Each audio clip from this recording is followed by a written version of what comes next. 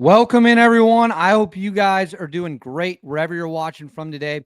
We have a big development out of Iran. Iran finally admitting publicly that the U.S. strikes with the B-2 stealth bombers were absolutely devastating. This is the first time Iran has come out and said, yes, our facilities have been wrecked. We are in big trouble. We can't enrich anything. These strikes were devastating and overwhelming. Iran tried to play it off like nothing had happened. They tried to play it off like the strikes had not been damaging. Now, the president of Iran has admitted formally that this is how it went down and that the strikes landed a massive right hook to the Iranian regime and its ability to enrich uranium in its pursuit of getting nukes. Before we get into all of that, please make sure to like and subscribe. Cost you guys absolutely nothing, totally free. Huge help to the channel. Comment with your thoughts below, what you think. I'm trying to respond to as many as I can.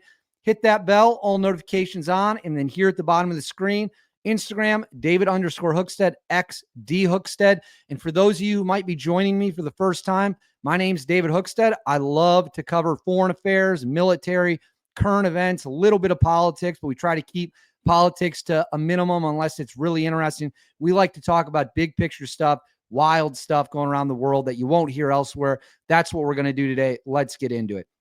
As we all know, in late June, President Donald Trump ordered the United States Air Force to conduct a significant and overwhelming, powerful raid to knock out 3 different nuke sites in Iran, those being Fordow, Isfahan, and Natanz.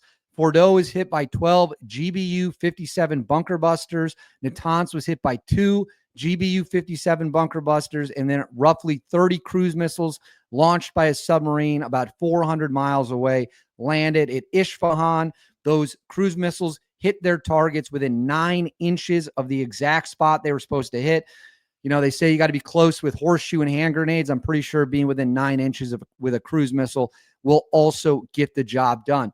Initially, the Iranians tried to claim that the strikes hadn't done anything, that the strikes were pointless, they had failed, the facilities were still operational. Of course, nobody really believed that. There was a lot of chatter and a lot of debate about just how destroyed they might have been, what was the extent of the damage, were they fully knocked out, were they set back months, were they set back years?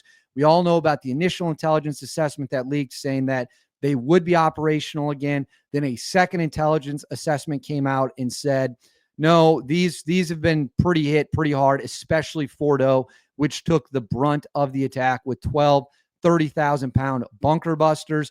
Now we are getting more information. This time it is coming from the Iranian side. I'm going to go ahead and throw this up on the screen for you here.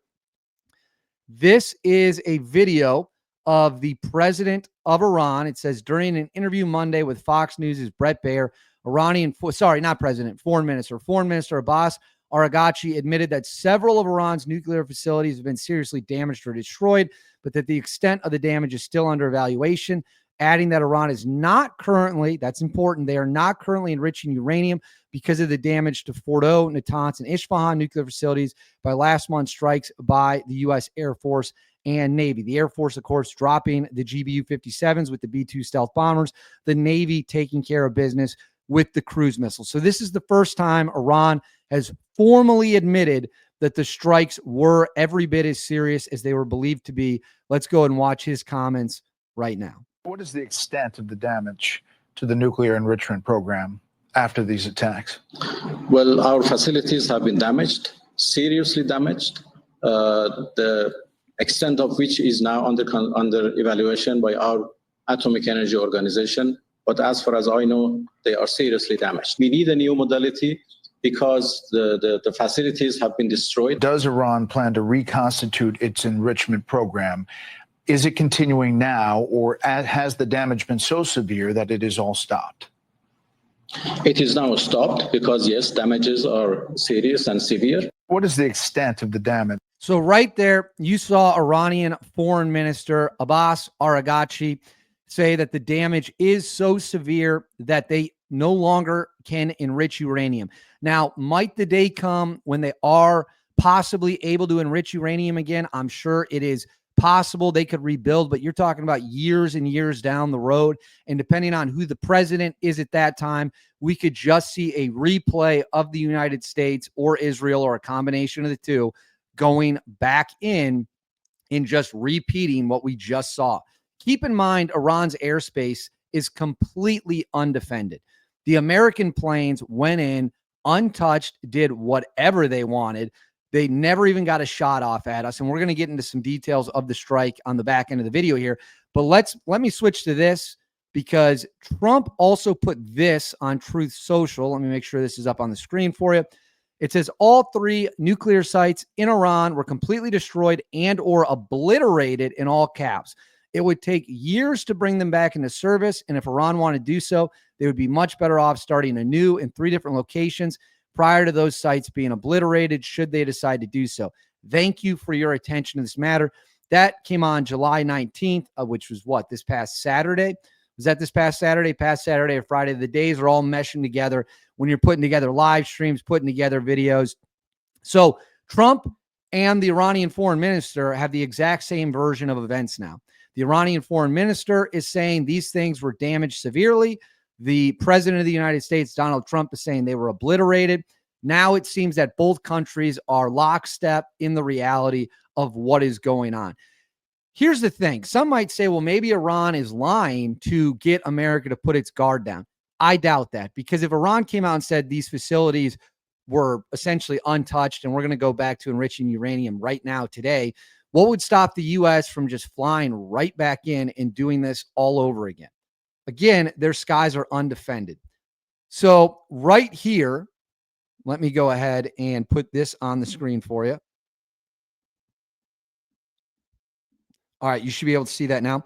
This is Chairman of the Joint Chiefs of Staff, General Dan Raising Cane. For those of you who haven't seen this before, these are some details on how the strike went. Let's go ahead and watch this.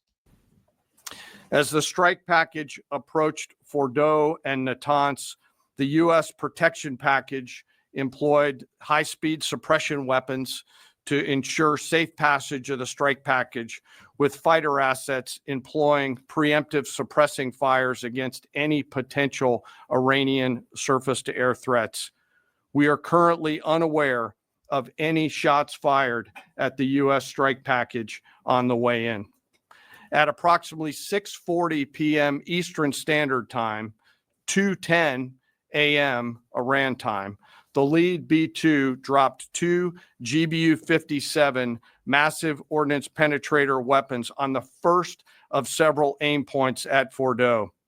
As the president stated last night, the remaining bombers then hit their targets as well, with a total of 14 MOPs dropped against 2 nuclear target areas. All 3 Iranian nuclear infrastructure targets were struck between 6:40 p.m. and 7:05 p.m.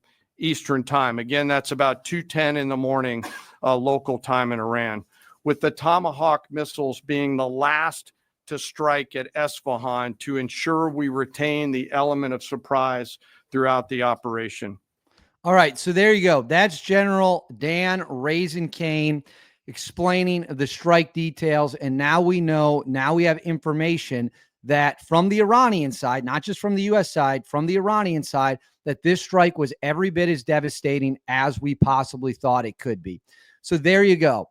Now I guess we can kind of put this to rest. The Iranians have admitted defeat. They've bent the knee.